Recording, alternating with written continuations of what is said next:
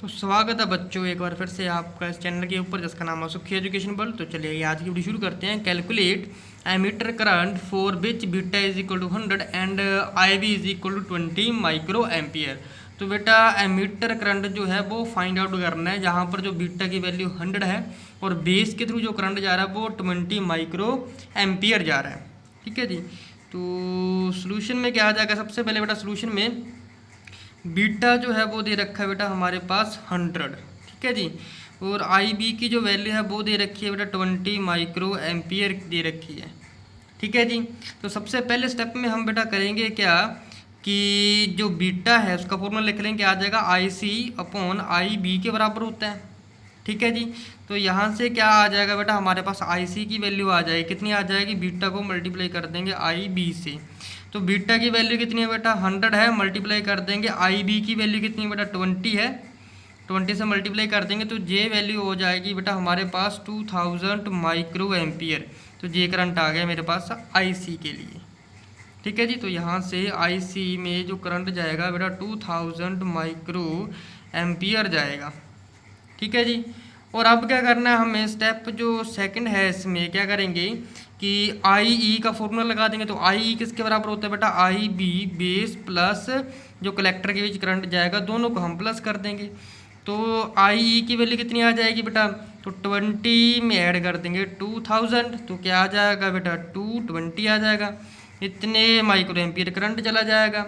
ठीक है। तो माइक्रो एम्पियर को मिली एम्पियर में भी चेंज करना पड़ेगा, तो ये आ जाएगा बेटा 2.02 मल्टीप्लाई बाय 10 की पावर -3 एम्पियर आ जाएगा। तो ये आ जाएगा 2.02 मिली एम्पियर करंट आ जाएगा। ठीक है जी।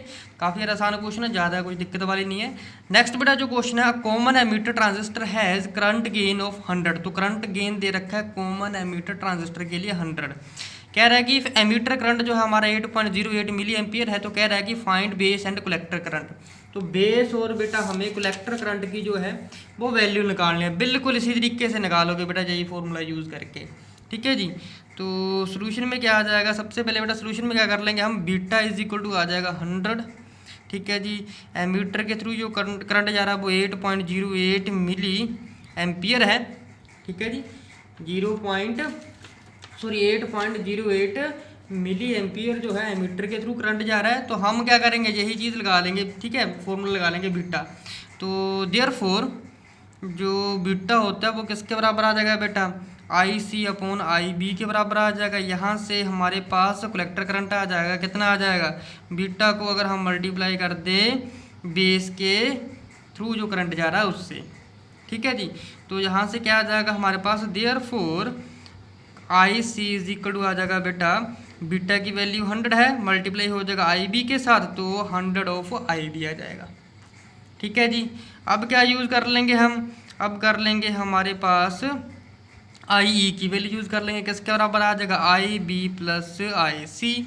तो वैल्यू क्या आ जाएगी हमारे पास, देखो आई बी प्लस आई दोनों, देखो आई बी में कन्वर्ट हो जाएगी वैल्यू। ठीक है जी।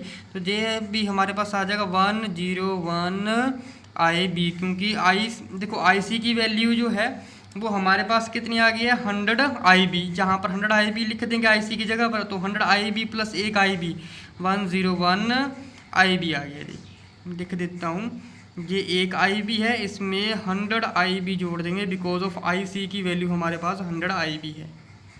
ठीक है, जोड़ देंगे तो कितना आ गया बेटा 101 आई बी, यानी कि एक टॉफ़ी प्लस 100 टॉफ़ी कितनी होगी बेटा 101 टॉफ़ी होगी। टॉफ़ी समझ के कर सकते हो। ठीक है जी। अब क्या करना है, हमारे पास जो बेस के थ्रू करंट जा रहा है वो वैल्यू निकालनी है, वो कैसे करेंगे, तो देखो जरा आई वी इक्वल टू किसके बराबर आ जाएगा, आई ई यहाँ से निकाल लेंगे ना हम, आई ई इज इक्वल टू आ गया बेटा हमारे पास 101 आई बी। ठीक है, यहाँ से आई वी की वैल्यू निकालेंगे तो क्या आ जाएगा आई ई डिवाइडेड बाई 101। तो आई ई की वैल्यू जो है क्वेश्चन में दे रखी है, कितने एम्पियर करंट दे रखा है बेटा जी 8.08 मिली एम्पियर डिवाइडेड बाई 101, तो कितना आ जाएगा, ये आ जाएगा लगभग 0.08 मिली एम्पियर के बराबर आ जाएगा। ठीक है जी। तो यहाँ से हम किसकी, ये आ गई बेटा हमारे पास आई बी की वैल्यू कितनी 0.08 मिली एम्पियर आई बी की। तो ये वैल्यू हम इसमें भी पुट कर सकते हैं, तो आई ई की वैल्यू निकाल सकते हैं ना। ठीक है जी।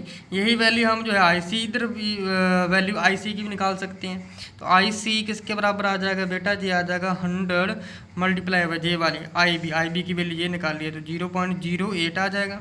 तो वैल्यू कितनी आ जाएगी बेटा हमारे पास 8 मिली एम्पियर। ठीक है, कैसे आई 100 तो ऐसे ही आएगा, तो 0.08 का बेटा डेसिमल तोड़ लेंगे, तो डेसिमल के बाद एक 2 डिजिट है तो नीचे कितना आ जाएगा 100 आ जाएगा, 100 से 100 कट 8 बचेगा, तो 8 मिली एम्पियर आ गया आंसर इसका। ठीक है जी, तो मिलते हैं हम अपनी नेक्स्ट वीडियो में।